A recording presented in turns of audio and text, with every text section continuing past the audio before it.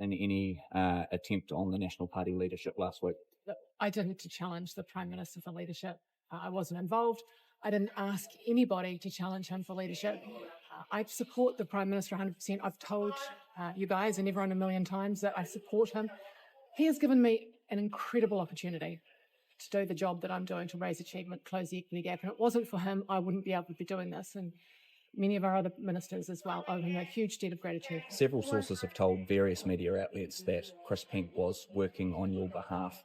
What do you have to say to those rumours? I'm not going to address rumours and speculation. I've told you already. I didn't ask anybody to act on my behalf. I didn't ask anybody to challenge for the leadership. I didn't challenge for the leadership because I've always supported the Prime Minister 100%. Could anyone have asked on your behalf or coordinated with Chris Pink on your behalf without your knowledge? Absolutely not. Not that I'm aware of. Did you have any conversations with Chris Pink leading up to that Wednesday vote? I talk to all of my colleagues all of the time, including Chris Pink, but not about challenging for the leadership or on behalf of myself or them themselves. We did not have any conversations about challenging for the leadership. You said that you support Christopher Luxon. Why didn't you say that heading into the airport on Tuesday night or on Wednesday morning? I have given my support 100% to the Prime Minister on a number of occasions, including as recently as the weekend prior when I said that I wasn't interested in the leadership and then I backed him 100%. That was a really stressful situation. No matter what I say, you guys keep printing the opposite. And so I made the choice to say nothing. It wasn't in any way not backing the Prime Minister. I backed him a million times. Can you understand? It was a conversation just not to talk to you guys. Can you understand how that might be perceived, though? You chose not to say anything. Of course, but we were in a situation where there was a frenzied media mob. You guys knocked into an elderly gentleman behind me. I don't know if you noticed. It was really stressful, and I did make the decision, given that I backed the Prime Minister a million times, not to say anything. But you know what? It didn't work out that well for me, so here we are. You could also stop. You're an experienced politician. A lot of your colleagues who came through these airports were able to at least say that they had confidence in the leader. Why did you decide not to? Well, I've already told you.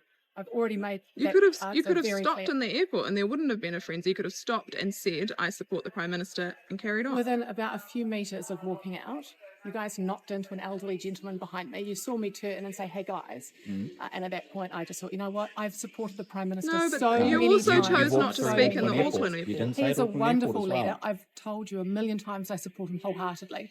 Look, in retrospect, should I have stopped? Maybe, but here we are. So you say now. Told us you were the numbers guy for Chris Pink. I didn't do any numbers at all. I can categorically tell you. I don't know if anyone did do any numbers. I certainly didn't. I don't know what the numbers were, if there were any numbers done. So can you clarify why you didn't respond to questions at Auckland Airport asking you whether you support Christopher Luxon as leader? Same reason. I've supported him over and over again. Sorry, no. And your reason at Wellington Airport was that it caused a frenzy. There was a man who was not as we were following you towards those gates there. That did not happen at Auckland Airport. So why did you not say that at Auckland Airport? Because I was just about to walk into security, and again, some random people come running up to me. I made the choice because I have told you as recently as the weekend that I ruled myself out, that I support the Prime Minister, and yet you keep printing the exact. You acknowledge in hindsight that potentially you should have stopped. So do you regret not saying that you have confidence in the Prime Minister in that moment?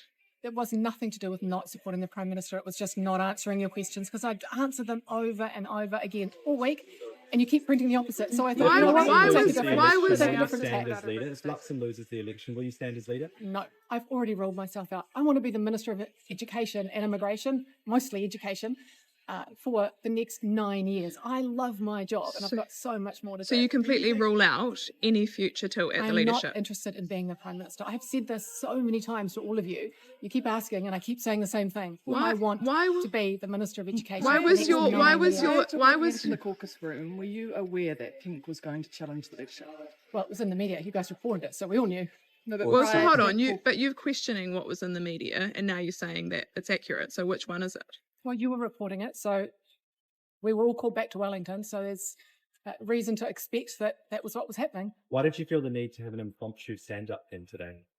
Look, I thought that rather than dragging all you guys, because I heard you were all heading up to Raumati Beach or somewhere up the coast where I'm heading, I thought it'd be easier just to do it and get it done now. Do you think Did the Prime Minister do you ask think for the Prime experience? Minister made the right call for Chris Pink to be sacked as minister? Look, those decisions are up to the Prime Minister. We all serve at his pleasure, and Chris Pink is a wonderful minister, and he's an excellent local MP. And of course, I'm sad for him, but the Prime Minister makes those decisions. Can I just say about Chris Pink, I worked with him for 2.5 years while he was the Associate Minister of Immigration, and he had huge heart, huge brain, not only in his portfolios, but also as a local MP. The reason that we are going to have a secondary school in Kumeu is because of his advocacy for the last 9 years. And now we've bought the land, funded the design, and we're going to start building it come the next budget. So Minister- he'll be a great loss to our Do you know caucus. Why, for sure? Do you Minister- know for sure that Chris Pink was running a campaign within the caucus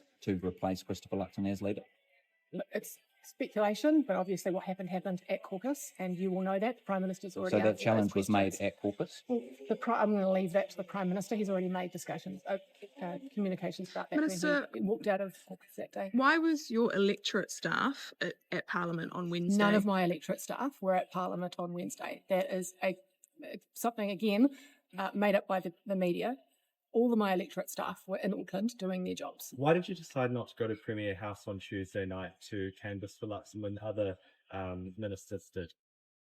I have to go back and look at my diary. I assume I was doing something else because I've been really busy. If you notice, the last few days I've been in Auckland, Wellington, Napier, Christchurch, visiting schools, visiting ECEs, doing my job, which, by the way, I love doing. What was the reason that you didn't speak to media in Christchurch on Friday?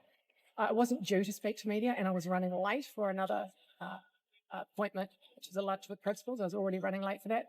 But also, it was really important that day to give the Prime Minister clear air. He was making an announcement about the South Island and talking about our incredible track record in the South Island. And I didn't want to make the day about me.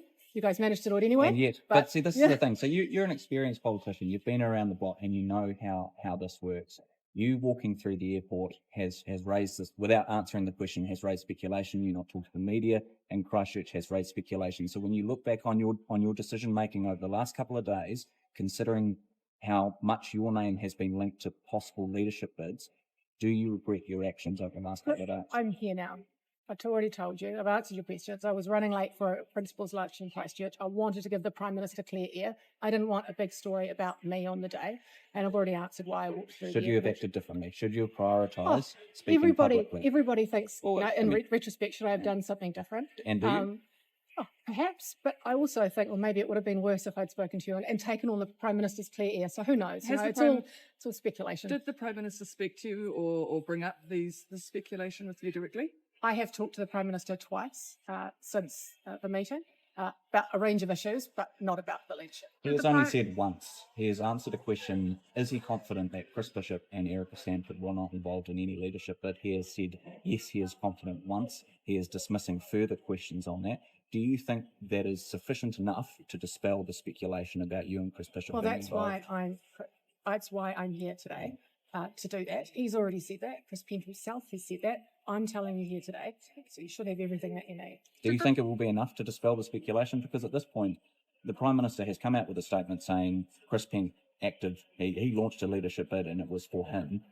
If you look at the commentary from political commentators, what has been written in the media, you and Chris Bishop are being linked to this in a way that hasn't been done previously. So is it going to be enough to really run against that speculation? Look, all I can do is stand before you today and said what I said. I wasn't involved in any leadership challenge to the Prime Minister. I didn't challenge the Prime Minister. I can definitively say I didn't ask anybody else to either. And I've already said to you so many times that the Prime Minister has my full support. He's always known that. I tell him privately. I tell you guys publicly. Nothing has changed. He has my full support. And now we are full step. Are you disappointed with how the leadership vote went? I told you already, I support the Prime Minister.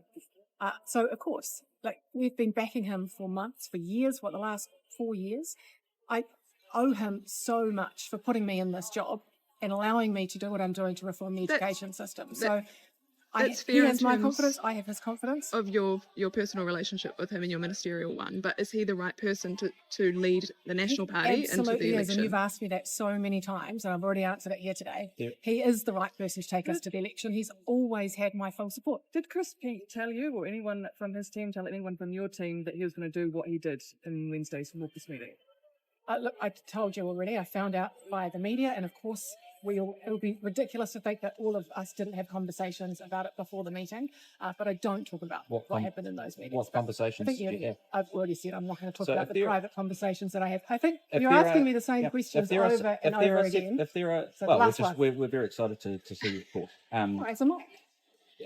If there are several sources who are talking to media saying that you are somehow involved in this, do you think that represents some kind of campaign against you taking the leadership? Oh, goodness knows. But I've already ruled it out. Told you I love my job. I back the Prime Minister. I'm not going to answer any questions on rumour and speculation. And now you are just asking me the same No, questions. Have you This one over and spoken isn't. to again. Chris Peake? Have you spoken to Chris I Peake haven't since managed he's to talk been to Chris sacked? Peake, but Do you look, plan it's to? incredible. Of course, I will. Sorry, And guys, last round of questions. Last question. I've got to get Nicola to Grigg. but Minister or the Prime Minister's office ask you to do a stand-up today? no, that was my decision, but they know about it. Nicola Grigg Yes, has that's described you as a good friend with someone who she doesn't see as a prime minister. What did you make of those comments? Okay. Well, look, she is an excellent friend of mine, one of my best friends at Caucus. I know exactly what she meant. And What we did she both, mean? well, I'm not the Prime Minister. She's not the Prime Minister. You guys aren't the Prime Minister. We Well, have one. she's She not a backs prime him. minister. Not saying that she's confused that She you're the backs prime the Prime minister. Minister. I back the Prime Minister. I've spoken to her twice. I've visited her electorate since, and we had a good laugh about it. She is one of my best friends in Caucus, and she remains. Was Have it a you bit rough spoken and to fair her to say, since? you know, you're No, I've got it. not prime minister No, it's material? fine. I thought it was funny. I've already ruled myself out. So Have you spoken to her since? I've spoken to her twice, and I've been in her electorate visiting principals. So, all right, thanks, guys. Thanks, guys. Thank you.